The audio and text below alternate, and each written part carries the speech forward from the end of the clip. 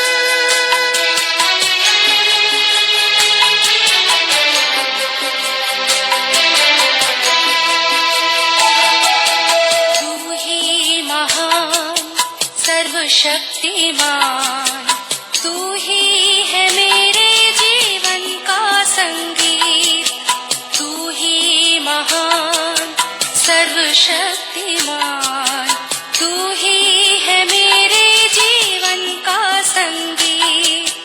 हृदय के तार छेड़े झनकार, हृदय के तार छेड़े झनकार, तेरी आराधना है मधुर गीत। जीवन से मेरे तू महिमा पाए, एक ही कामना करूं, पाप क्षमा कर जीवन दे दे, दया की याचना करूं। प्रभु परमेश्वर का धन्यवाद आज के इस सुंदर दिन के लिए, जो दिन प्रभु ने हमें दिया है। आज के दिन की शुरुआत प्रभु के वचन से, ताकि इस वचन को लेकर हम अपने जीवन में आगे बढ़ें और प्रभु को महिमा दे सकें। प्रियो, ये हमारे लिए सौभाग्य है कि आज प्रभु ने हमें सुंदर दिन दिया। इस सप्ताह के आखिर में हम पहुंच गए हैं ताकि हम परमेश्वर को महिमा दे सकें। पूरे सप्ताह भर के लिए परमेश्वर को धन्यवाद दें। कल संडे है, हम परमेश्वर की आराधना करते हैं, परमेश्वर के नाम को धन्य कहते हैं। मैं आप सबको प्रोत्साहित करना चाहूँगा, आप जो लोग भी इस वचन को सुन रहे हैं, यदि आपके आसपास में कोई आराधना भवन है तो आप वहाँ जाकर आराधना करें और परमेश्वर की आशीष को प्राप्त करें ताकि हम प्रभु को महिमा दे सकें। संडे का दिन प्रभु ने बनाया है उसकी आराधना करने के लिए, अपने शरीर को विश्राम दे सकें, अपनी आत्मा को पवित्र कर सकें। आज प्रभु ने मौका दिया है, इसलिए हम परमेश्वर की महिमा करेंगे। और आज के दिन के लिए, आज के डिवोशन के लिए हम प्रभु से आशीष को मांगे, हम प्रार्थना करेंगे। जीवते और सच्चे विश्वास के योग्य परमेश्वर, हम आपको धन्यवाद, हम आपकी स्तुति, आपकी प्रशंसा करते हैं कि आपने सुंदर अवसर हमें दिया है कि हम आपके पवित्र चरणों में आकर आपकी महिमा कर सकें, आपके नाम को धन्य कह सकें, और जो आपकी योजना है, जो आपकी इच्छा है, जो आपकी मर्जी है प्रभु, उसको हम पूरा कर सकें। हे दया के धनी और विश्वास के योग्य परमेश्वर, हम आपकी तारीफ करते हैं, हम आपकी प्रशंसा करते हैं, हम आपके नाम को सराहते हैं प्रभु, क्योंकि आप आदर, महिमा और स्तुति के योग्य परमेश्वर हैं। हमारी रक्षा करते हैं, हमारी मदद करते हैं, अपने हाथों में रखते हैं, अपनी उपस्थिति का एहसास हमें देते हैं ताकि हम आपके नाम में आगे बढ़ते जाएं और जो आपकी योजना है उसको पूरा कर सके। हे दयालु, हे सामर्थी, हे विश्वास के योग्य परमेश्वर, हम आपके नाम को सराहते हैं, हम आपकी बड़ाई करते हैं, हम आपकी स्तुति करते हैं और प्रभु आपके नाम को धन्य कहते हैं। प्रभु जी, हम यही चाहते हैं प्रभु, आपके अनुग्रह की दृष्टि हम पर रहे, आपका हाथ हम पर रहे, आपकी करुणा हम पर बनी रही, आपकी सुरक्षा हम पर बनी रही, ताकि हम आप में बने रहकर आपकी योजना को पूरा कर सकें और जो आपकी इच्छा है प्रभु उसको अपने जीवन में पूरा कर सके। धन्यवाद हो, धन्यवाद हो, धन्यवाद हो परमेश्वर, आपके प्रेम के लिए धन्यवाद, आपकी सुरक्षा के लिए धन्यवाद, आपकी दया के लिए धन्यवाद। हे पिता परमेश्वर, आपके अनुग्रह की दृष्टि हम पर बनी रही, आपका हाथ हम पर बना रहे, आपकी करुणा हम पर बनी रही, ताकि हम आप में बने रह पाएं, आपकी सामर्थ को देख पाएं, आपकी शक्ति को देख पाएं और जो आपकी इच्छा है प्रभु वो हमारे जीवन से पूरी की जाए। धन्यवाद देते हैं प्रभु, आपके प्रेम के लिए धन्यवाद, आपकी सुरक्षा के लिए धन्यवाद, आपके अनूठे प्रेम के लिए हम आपको धन्यवाद देते हैं। हमारी प्रार्थना विनती प्रभु, हमारे जीवनों पर आपकी आशीष हो, हमारे भाई बहनों को अपने हाथों में ले प्रभु, हमारे प्रदेश पर आपकी आशीष चाहते हैं। आप प्रदेश के मुख्यमंत्री अशोक गहलोत जी पर आपकी आशीष चाहते हैं, हमारे देश पर आपकी आशीष हो, देश के राष्ट्रपति के लिए, प्रधानमंत्री के लिए प्रार्थना करते हैं, आपका हाथ उन पर बना रहे ताकि वो आप में आगे बढ़ते जाएं और आपकी महिमा कर सकें। हम सारी महिमा, आदर, गौरव प्रभु जी आपको देते हुए इस प्रार्थना को अपने प्रभु, अपने धारकर्ता यीशु मसीह के नाम से मांगते हैं, आमीन। प्रियो, आज फिर एक नए विषय को लेकर आपके सामने हूं। असफलताएं अंत नहीं है। सफलताएं जीवन में आती है, लेकिन कई बार असफलताएं आती हैं और आदमी निराश हो जाता है, हताश हो जाता है, लेकिन असफलताएं अंत नहीं है। ये चीज परमेश्वर का दास कहता है, नीति वचन उसका 24 अध्याय 16 पद में कहता है, देखिए, धर्मी चाहे 7 बार गिरे तो भी उठ खड़ा होता है, परंतु दुष्ट लोग विपत्ति में गिरकर पड़े ही रहते हैं, विपत्ति में पड़े रहते हैं। परमेश्वर अपने इस वचन पर के पढ़े और सुने जाने पर आशीष दे। धर्मी चाहे 7 बार गिरे तो भी उठ खड़ा होगा, परंतु दुष्ट लोग विपत्ति में गिरकर पड़े ही रहते हैं। वहां से यदि आप धार्मिकता का जीवन जी रहे हैं,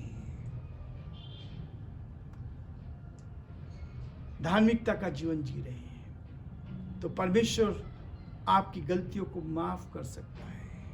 लेकिन यदि आप दुष्टता का जीवन जी रहे हैं तो परमेश्वर कभी भी हमें माफ नहीं करता है। वो पश्चाताप का अवसर देता है, मौका देता है, हमें आगे बढ़ाता है ताकि हम उसकी महिमा कर सकें। रोज हमारा संघर्ष होता है।